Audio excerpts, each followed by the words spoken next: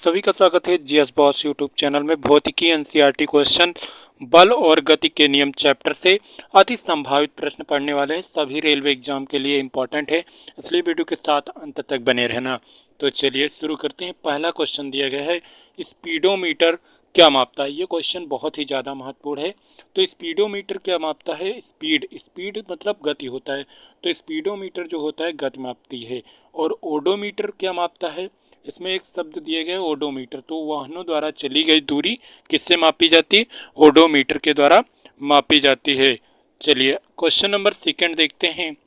Question number second दिया गया है, निम्नलिखित में से कौन एक सदिश राशि है? इनमें में से कौन सदिश राशि है? तो दूरी जो है अदिश राशि है, चाल भी अदिश राशि और ऊर्जा भी अदिश राशि। देखिए कार्य और ऊर्जा दोनों क्या होते हैं? अदिश राशि होते हैं। लेकिन एक यहाँ पर दिया गया विस्थापन, तो विस्थापन क्या होता है? सदिश राशि होती है। विस्थापन हो गया, बल हो गया और वेग, संवेग, ये सभी क्या होते हैं? सदिश राशियां होती हैं। संवेग, ये सभी सदिश राशियां होती हैं। चलिए अगला क्वेश्चन देखते हैं। एक धावक लंबी कूदने के लिए भागता है, उसे क्या हासिल करता है? तो वो क्या हासिल करता है? तो गति की जड़त्व हासिल करता है, गति का जड़त्व हासिल करता है। इसलिए धावक लंबी कूदने से पहले भागता है। अगला क्वेश्चन देखते हैं। क्वेश्चन नंबर 4 दिया गया है, यदि वस्तु के वेग का परिणाम समय के साथ बढ़ रहा हो तो वस्तु का त्वरण क्या होगा? देखिए समय के साथ क्या हो रहा है? वेग के परिमाण का मान बढ़ रहा है तो त्वरण होगा धनात्मक। अगर जो घटता तो त्वरण होता ऋणात्मक, और उससे क्या बोलते हैं? मंदन बोलते हैं। ऋणात्मक त्वरण को मंदन बोलते हैं। त्वरण का मात्रक क्या होता है? मीटर प्रति सेकेंड स्क्वायर होता है। त्वरण का मात्रक क्या होता है? मीटर प्रति सेकेंड स्क्वायर होता है। चलिए अगला क्वेश्चन देखते हैं। औसत चाल और औसत वेग का अनुपात है। औसत चाल और औसत वेग का अनुपात जो होता है इकाई के बराबर भी होता है और इकाई से बड़ा भी होता है, यानी कि एक से कम भी होता है और एक से बड़ा भी होता है।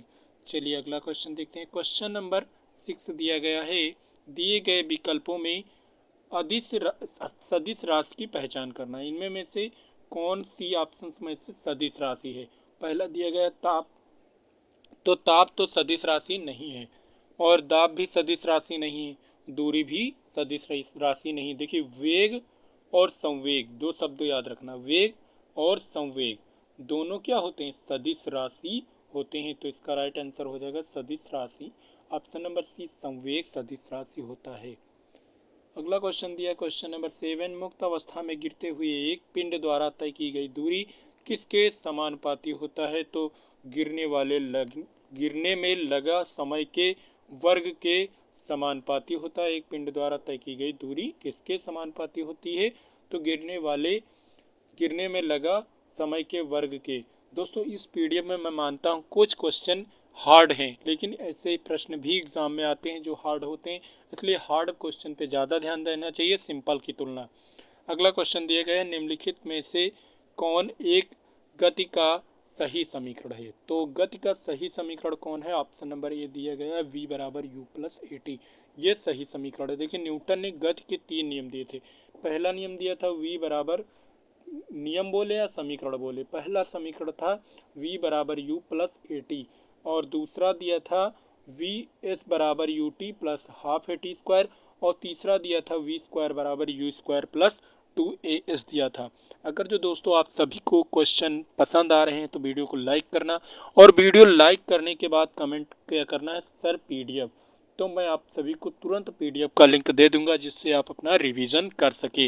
अगला क्वेश्चन दिया गया, गति का समीकरण लागू होता है। तो केवल नियत त्वरण के लिए गति के समीकरण लागू होते हैं, यानी कि त्वरण क्या हो? नियत हो।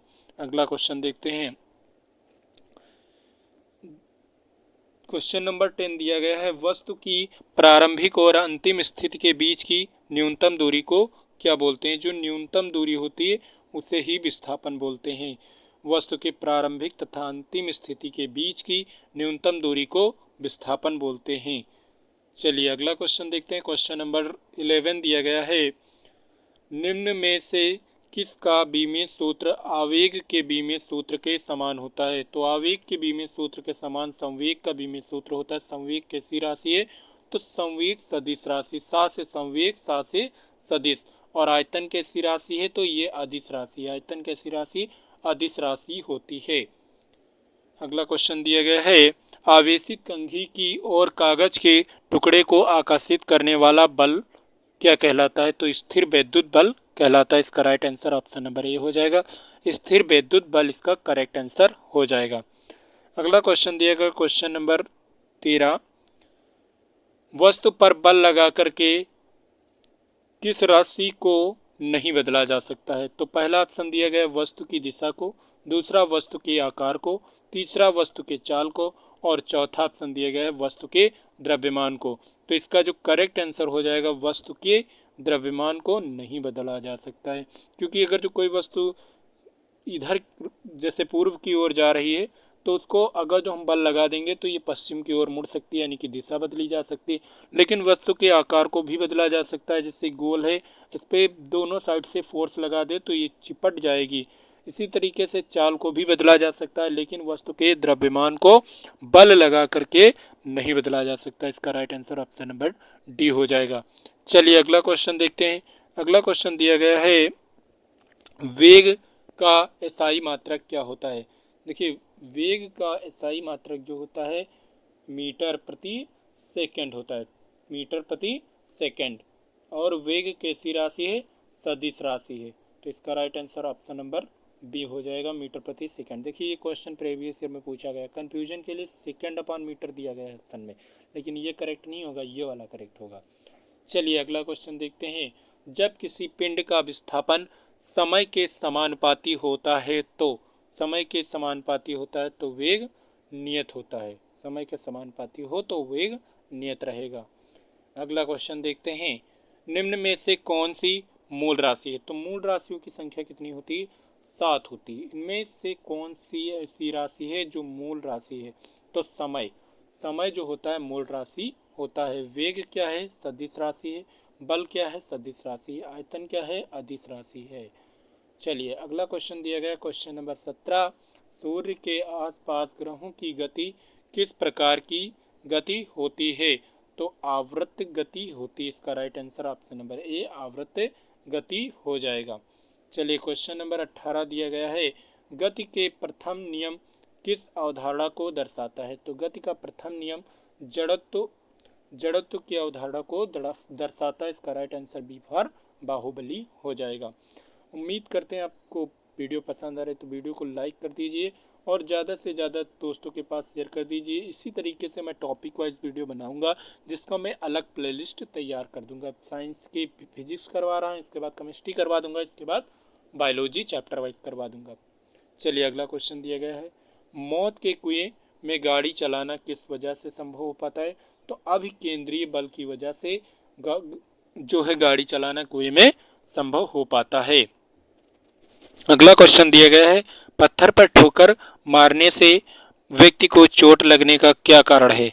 तो इसका मुख्य कारण क्या होता है? संवेग प्रतिक्रिया होता है। इसका मुख्य कारण क्या होता है? प्रतिक्रिया। चोट लगने का मुख्य कारण जो होता है प्रतिक्रिया होता है। ऑप्शन सी इसका बिल्कुल करेक्ट आंसर हो जाएगा। अगला क्वेश्चन दिया गया है क्वेश्चन नंबर 21, रथ को खींचने के लिए घोड़ा किस बल का प्रयोग करता है? तो रथ को खींचने के लिए घोड़ा पेशीय बल का प्रयोग करता है। इसका right answer option number D पेशीय बल इसका बिल्कुल करेक्ट आंसर हो जाएगा।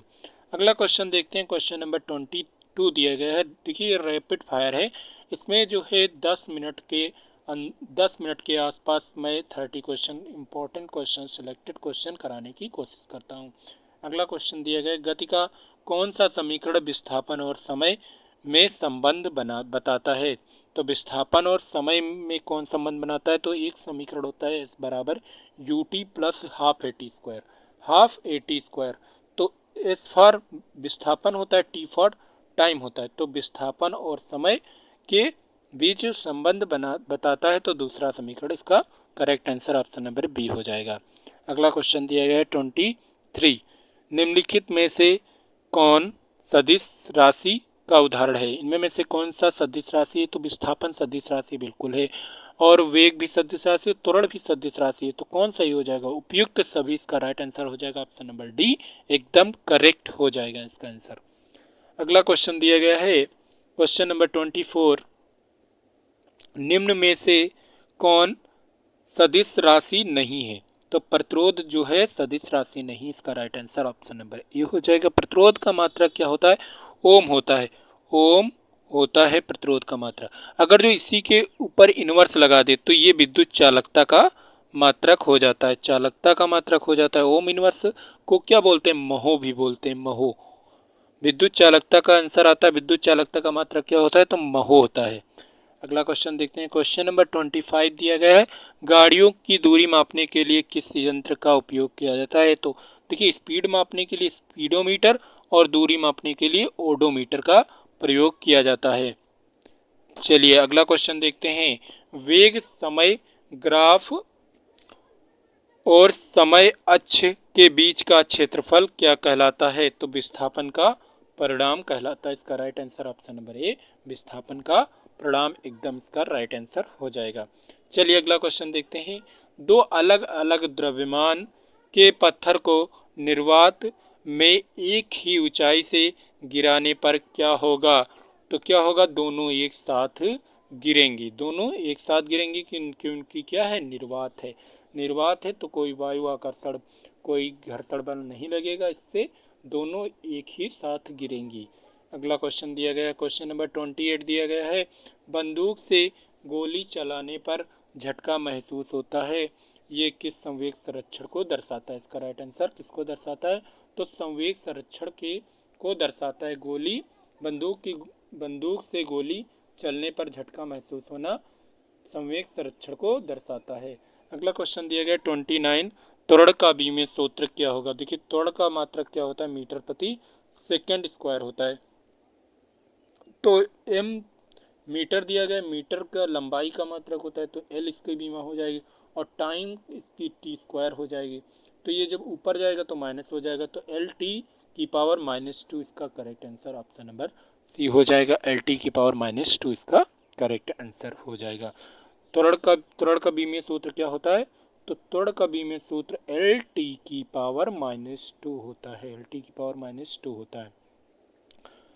अगला क्वेश्चन दिया गया है, जब कोई दौड़ती हुई कार रुक जाती है तो यात्री आगे की ओर क्यों झुक जाता है? तो ये गति की जड़त्व के कारण होता है, यात्री आगे की ओर झुक जाता है। इसका right answer option number C हो जाएगा। अगला क्वेश्चन दिया गया है, क्वेश्चन नंबर 31 दिया गया है, जब एक चलित वस्तु की गति 2 गुनी हो जाए तो उसकी गतिज ऊर्जा 4 गुनी हो जाएगी। बिल्कुल आराम से 4 गुनी हो जाएगी, क्योंकि गतिज ऊर्जा का फार्मूला क्या होता है? के बराबर half M V square, half M V square. V को दोगुना करेंगे तो गतिज ऊर्जा 2 का स्क्वायर हो जाएगी, यानी कि 2 का स्क्वायर यानी कि 4 गुना हो जाएगी। चलिए अगला क्वेश्चन देखते हैं। अगला क्वेश्चन दिया गया है, यदि गेंद को ऊपर फेंका जाए तो निम्नलिखित में से क्या अपरिवर्तित रहेगा? तो त्वरण जो होगा वो अपरिवर्तित रहेगा, यानी कि त्वरण में कोई परिवर्तन नहीं होगा। इसका right answer option number A हो जाएगा, क्योंकि त्वरण नियत होता है तभी गति के समीकरण लागू होते हैं। अगला क्वेश्चन देखते हैं। अगला क्वेश्चन दिया गया है, रॉकेट किस संरक्षण के सिद्धांत पर कार्य करता है? तो रॉकेट जो होता है वो संवेग संरक्षण के सिद्धांत पर कार्य करता है। संवेग सदिश राशि, बल भी सदिश राशि, त्वरण भी सदिश राशि, लेकिन दाब अदिश राशि है। दाब का मात्रक क्या होता है? पास्कल होता है। अगला क्वेश्चन दिया गया, न्यूटन की किस गति के नियम को बल की परिभाषा ज्ञात होती? तो न्यूटन के पहले नियम से बल की परिभाषा और दूसरे नियम से दूसरा नियम F बराबर m में दिया गया है। F बराबर m में ये क्या होता है? सूत्र होता है, जो होता है गति के नियम से बल की परिभाषा पहले से मिलती है और दूसरे से सूत्र मिलता है बल का। लास्ट क्वेश्चन था इस क्लास का दोस्तों। लास्ट क्वेश्चन दिया गया, कोणीय विस्थापन की एसआई इकाई क्या होती है? तो कोणीय विस्थापन की एसआई इकाई रेडियन होती है। उम्मीद करते हैं दोस्तों आप सभी को क्लास अच्छी लगी। अगर जो क्लास अच्छी लगी तो वीडियो को लाइक और ज़्यादा से ज़्यादा शेयर कर दें, और आपको एक क्लास ऊपर दिख रही होगी उस पर क्लिक करके देखिए, इंपॉर्टेंट क्वेश्चन होंगे।